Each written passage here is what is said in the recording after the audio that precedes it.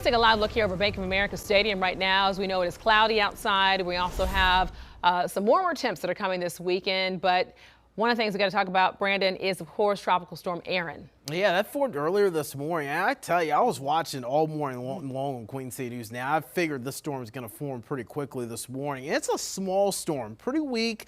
It's 45-mile-per-hour sustained winds right now, pressure of 1,004. So, again, it's not a very strong storm. And honestly, this storm isn't going to be strengthening very fast. It's got a lot of dry air it's contending with Saharan dust. And it's also in an area of the Atlantic where there's some cooler waters that it's working with. So it doesn't necessarily have all the characteristics that it needs in the Atlantic to really become too strong quite yet. But it is breathing pretty well. Notice how you've got the cirrus clouds really spreading out from the storm itself. That means that the storm is strengthening somewhat, and it is a pretty healthy storm. So when you look at the track of it from the National Hurricane Center, it's likely not going to become a hurricane until Wednesday evening. That would be a Category 1 hurricane by then. So again, this is a slow strengthening over the next couple of days. And then as we get into your Saturday, notice it's north of Puerto Rico, and it's a Category 3 major hurricane. So again, this is going to be our first hurricane of the year for sure once it gets into the warmer waters of the Atlantic. Now, when you look at the spaghetti models,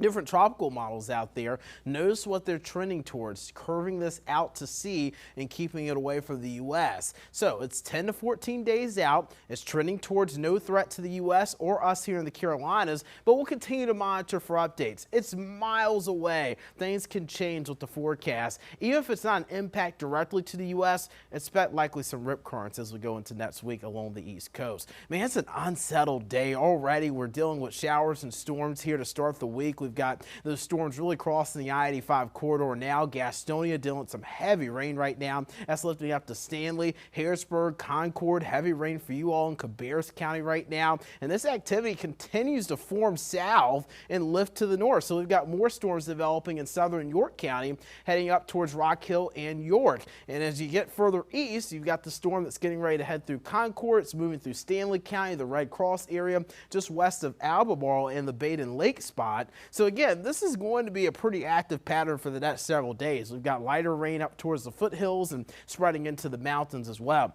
Futurecast showing those scattered showers and thunderstorms, not just today, but even tomorrow morning. We've got some downpours and likely some storms to contend with for your morning commute. More scattered showers and storms for the afternoon, although models are hinting at maybe a lull in the activity.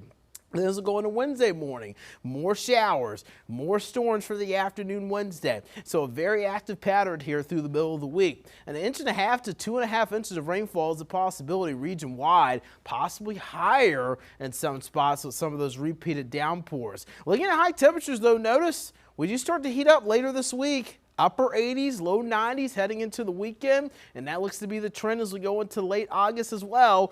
That false fall, it is ending, but today we still have kind of fall-like temperatures right now in the 70s, only rising near 80 this afternoon. Look at your 7-day forecast. We're in the mid-80s by tomorrow and Wednesday, upper 80s, low 90s possibly by late this week and into the weekend, with less storms this weekend as well if you have any outdoor plans. You're watching Queen City News here at noon, the most honored and most local news in Charlotte. We'll be right back as we leave you with a live look from Lake Norman. Queen City News Plus. Just search Queen City News on your smart TV's app store.